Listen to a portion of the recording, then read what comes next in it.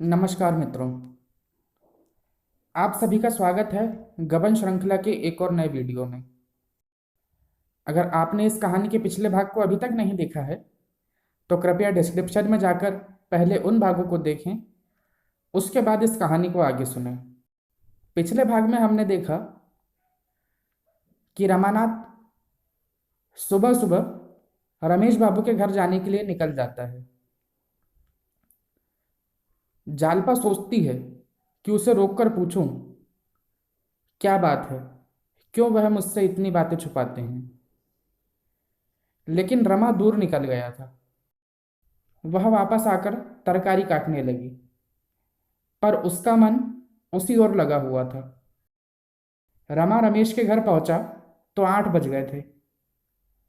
बाबू साहब चौकी पर बैठे संध्या कर रहे थे। इन्हें देखकर इशारे से बैठने को कहा। कोई आध घंटे में संध्या समाप्त हुई। बोले, क्या अभी मुंह हाथ भी नहीं धोया? यही लीचड़पन मुझे नापसंद है। तुम और कुछ करो या ना करो, बदन की सफाई तो करते रहो। क्या हुआ, रुपए का कुछ प्रबंध हुआ? रमानाथ बोले, इसी फिक्र में तो आपके पास आया हूं। रमेश बाबू ने कहा, तुम भी अजीब आदमी हो। अपने बाप से कहते हुए तुम्हें क्यों शर्म आती है? यही ना होगा, तुम्हें ताने देंगे, लेकिन इस संकट से तो छूट जाओगे। उनसे सारी बातें साफ साफ कह दो। ऐसी दुर्घटनाएं अक्सर हो जाया करती है, इसमें डरने की क्या बात है? नहीं तो कहो, मैं चलकर कह दूं। रामानाथ बोला, उनसे कहना होता तो अब तक कभी का कह चुका होता। क्या आप कुछ बंदोबस्त नहीं कर सकते?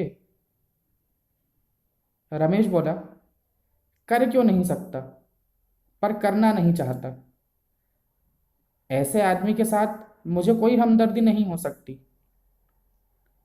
तुम जो बात मुझसे कह सकते हो, क्या उनसे नहीं कह सकते? मेरी सलाह मानो, उनसे जाकर कह दो। अगर वह रुपए ना दे तब मेरे पास आना। रमा को अब और कुछ कहने का साहस ना हुआ। लोग इतनी घनिष्ठता होने पर भी इतने कठोर हो सकते हैं। वह यहां से उठा, पर उसे कुछ सुझाई ना देता था। चौबैया में आकाश से गिरते हुए जल बिंदुओं की जो दशा होती है, वही इस समय रमा की हुई। 10 कदम तेजी से आगे चलता तो फिर कुछ सोचकर रुक जाता, और 10 5 कदम पीछे लौट जाता। कभी इस गली में घुस जाता, कभी उस गली में। सहसा उसे एक बात सूझी, क्यों ना जालपा को एक पत्र लिखकर अपनी सारी कठिनाई कह सुनाऊं। मुंह से तो वह कुछ ना कह सकता था, पर कलम से लिखने में उसे कोई मुश्किल मालूम नहीं होती थी। पत्र लिखकर जालपा को दे दूंगा और बाहर के कमरे में आ बैठूंगा। इससे सरल और क्या हो सकता है? वह भागा हुआ घर आया और तुरंत पत्र लिखा। प्रिय, क्या कहूं, किस विपत्ति में फंसा हुआ हूं। अगर 1 घंटे के अंदर 300 रुपए का प्रबंध ना हो गया तो हाथों में हथकड़ियां पड़ जाएंगी। मैंने बहुत कोशिश की, किसी से उधार ले लूं, किंतु कहीं ना मिल सके। अगर तुम अपने 2 1 जेवर दे दो तो मैं गिरवी रखकर काम चला लूं। ज्यों ही रुपए हाथ आ जाएंगे छुड़ा लूंगा। अगर मजबूरी ना आ पड़ती तो तुम्हें कष्ट न देता। ईश्वर के लिए रुष्ट ना होना, मैं बहुत जल्द छुड़ा दूंगा। अभी यह पत्र समाप्त ना हुआ था कि रमेश बाबू मुस्कुराते हुए आकर बैठ गए और बोले, कहा उनसे तुमने? रमा ने सिर झुकाकर कहा, अभी तो मौका नहीं मिला। रमेश बाबू बोले, तो क्या 2 4 दिन में मौका मिलेगा? मैं डरता हूं कि कहीं आज भी तुम यूं ही खाली हाथ न चले जाओ, नहीं तो गजब ही हो जाए। रमानाथ बोला, जब उनसे मांगने का निश्चय कर लिया तो अब क्या चिंता। रमेश बोले, आज मौका मिले तो जरा रतन के पास चले जाना। उस दिन मैंने कितना जोर देकर कहा था, लेकिन मालूम होता है तुम भूल गए। रमानाथ बोला, भूल तो नहीं गया, लेकिन उनसे कहते शर्म आती है। रमेश बाबू बोले, अपने बाप से कहते भी शर्म आती है। अगर अपने लोगों में ही यह संकोच ना होता तो आज तुम्हारी यह दशा नहीं होती। रमेश बाबू चले गए तो रमा ने पत्र उठाकर जेब में डाला और उसे जालपा को देने का निश्चय करके घर में गया। जालपा आज किसी महिला के घर जाने की तैयारी में थी। थोड़ी देर हुई बुलावा आया था। उसने अपनी सबसे सुंदर साड़ी पहनी थी। हाथों में जड़ाऊ कंगन शोभा दे रहे थे, गले में चंद्रहार। आईना सामने रखे हुए कानों में झुमक पहन रही थी। रमा को देखकर बोली, आज सवेरे कहाँ चले गए थे? हाथ मुंह तक न धोया। दिन भर तो बाहर रहते ही हो, शाम सवेरे तो घर पर रहा करो। तुम नहीं रहते तो यह घर सूना लगता है। मैं अभी सोच रही थी मुझे मैके जाना पड़े तो मैं जाऊं या ना जाऊं। मेरा जी तो वहां बिल्कुल ना लगे। रमानाथ बोला, तुम तो कहीं जाने को तैयार बैठी हो। जालपा बोली, सेठानी जी ने बुलावा भेजा है, दोपहर तक चली जाऊंगी। रमा की दशा इस समय उस शिकारी की सी थी जो हिरनी को अपने शावकों के साथ किलोल करते देखकर तनी हुई बंदूक कंधे पर रख लेता है और वह वात्सल्य और प्रेम की कीड़ा देखने में तल्लीन हो जाता है। उसे अपनी ओर टकटकी लगाए देखकर जालपा ने मुस्कुराकर कहा, देखो, मुझे नजर न लगा देना, मैं तुम्हारी आंखों से बहुत डरती हूं। रमा एक ही उड़ान में वास्तविक संसार से कल्पना और कवित्व के संसार में जा पहुंचा।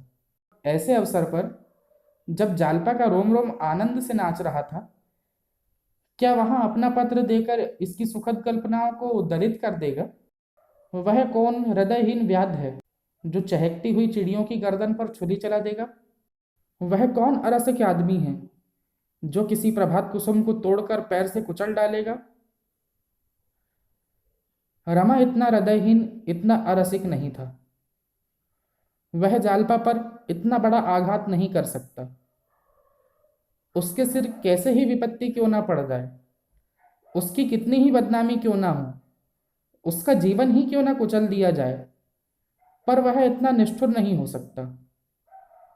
उसने अनुरक्त होकर कहा, नजर तो ना लगाऊंगा, हाँ हृदय से लगा लूंगा। इसी एक वाक्य में उसकी सारी चिंताएं, सारी बाधाएं विसर्जित हो गई।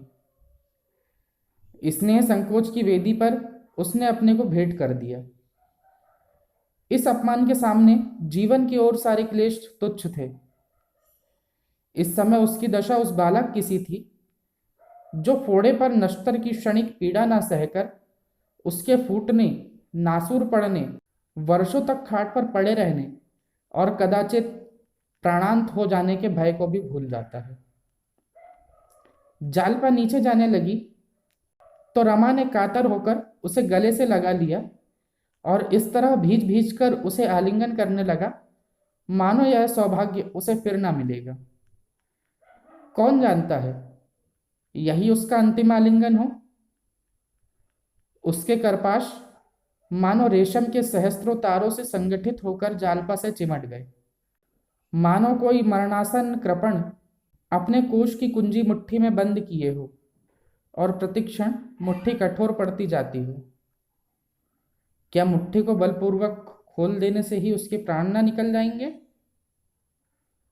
सहसा जालपा बोली, मुझे कुछ रुपए दे दो, वहां कुछ जरूरत पड़े।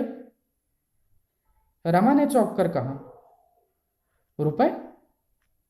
रुपए तो इस वक्त नहीं है। जालपा बोली, हैं, मुझसे बहाना कर रहे हो? बस मुझे 2 रुपए दे दो, और ज्यादा नहीं चाहती। यह कहकर उसने रमा की जेब में हाथ डाल दिया और कुछ पैसे के साथ वह पत्र भी निकाल लिया। रमा ने हाथ बढ़ाकर पत्र को जालपा के हाथ से छीनने की चेष्टा करते हुए कहा, कागज मुझे दे दो, सरकारी कागज है। जालपा बोली, किसका खत है, बता दो। जालपा ने तह किए हुए पुर्जे को खोलकर कहा, यह सरकारी कागज है, झूठे कहीं के, तुम्हारा ही लिखा। रमानाथ बोला, दे दो, क्यों परेशान करती हो। रमा ने फिर कागज छीन लेना चाहा, पर जालपा ने हाथ पीछे फेर कर कहा, मैं बिना पढ़े ना दूंगी, कह दिया, ज्यादा जिद करोगे तो फाड़ डालूंगी। रमानाथ बोला, अच्छा, फाड़ डालो। जालपा बोली, अब तो मैं जरूर पढ़ूंगी। उसने 2 कदम पीछे हटकर खत को खोला और पढ़ने लगी। रमा ने फिर उसके हाथ से कागज छीनने की कोशिश नहीं की। उसे जान पड़ा आसमान फट पड़ा है, मानो कोई भयंकर जंतु उसे निगलने के लिए बढ़ा चला आता है। वह धड़धड़ करता हुआ ऊपर से उतरा और घर के बाहर निकल गया। कहाँ अपना मुंह छिपा ले, कहाँ छिप जाए कि कोई उसे देख ना सके। उसकी दशा वही थी जो किसी नंगे आदमी की होती है। वह सिर से पांव तक कपड़े पहने हुए भी नंगा है। आ, सारा पर्दा खुल गया, उसकी सारी कपट लीला खुल गई। जिन बातों को छिपाने की उसने इतने दिनों से चेष्टा की, जिनको गुप्त रखने के लिए उसने कौन कौन सी कठिनाइयां नहीं झेली, उन सबों ने आज मानो उसके मुंह पर कालिक पोत दी। वह अपनी दुर्गति अपनी आंखों से नहीं देख सकता। जालपा की सिसकियां, पिता की झिड़कियां, पड़ोसियों की कानाफूसियां सुनने की अपेक्षा मर जाना कहीं आसान होगा। जब कोई संसार में न रहेगा तो उसे इसकी क्या परवाह होगी, कोई उसे क्या कह रहा है। हाय, केवल 300 रुपए में उसका सर्वनाश हुआ जा रहा है, लेकिन ईश्वर की इच्छा है तो वह क्या कर सकता है। प्रियजनों की नजरों से गिरकर जिए तो क्या जिए। जालपा उसे कितना नीच, कितना कपटी, कितना धूर्त, कितना गपोड़िया समझ रही होगी। क्या वह अपना मुंह उसे दिखा सकता है। क्या संसार में ऐसी कोई जगह नहीं जहां वह नए जीवन का सूत्रपात कर सके, जहां वह संसार से अलग अलग सबसे मुंह मोड़कर अपना जीवन काट सके, जहां वह इस तरह छिप जाए कि पुलिस उसका पता ना पा सके। गंगा की गोद के सिवा ऐसी जगह और कहाँ थी। अगर जीवित रहा तो महीने 2 महीने में अवश्य ही पकड़ लिया जाएगा। उस समय उसकी क्या दशा होगी। वह हथकड़ियां पहने अदालत में खड़ा होगा, सिपाहियों का एक दल उसके ऊपर सवार होगा, सारे शहर में लोग तमाशा देखने जाएंगे। जालपा भी जाएगी, रतन भी जाएगी, उसके पिता, संबंधी, मित्र, अपने पराए, सभी भिन्न भिन्न भावों से उसकी दुर्दशा का तमाशा देखेंगे। नहीं, वह अपनी मिट्टी यो ना खराब करेगा, ना करेगा। इससे कहीं अच्छा है कि वह डूब मरे। आज की कहानी को यहीं विराम देते हैं। अगर आपको यह वीडियो पसंद आया हो तो इसे लाइक और शेयर ज़रूर करें। अगर आपने अभी तक हमारे चैनल को सब्सक्राइब नहीं किया तो इसे सब्सक्राइब ज़रूर करें, ताकि अगले वीडियो की नोटिफिकेशन आप तक पहुंच जाए। कल देखते हैं कि रमा इसके बाद क्या करता है। जालपा के सामने तो उसकी पोल खुल ही चुकी है। उसका अगला कदम क्या होता है, यह देखने के लिए आप कल फिर आइए इसी चैनल पर। तब तक के लिए धन्यवाद।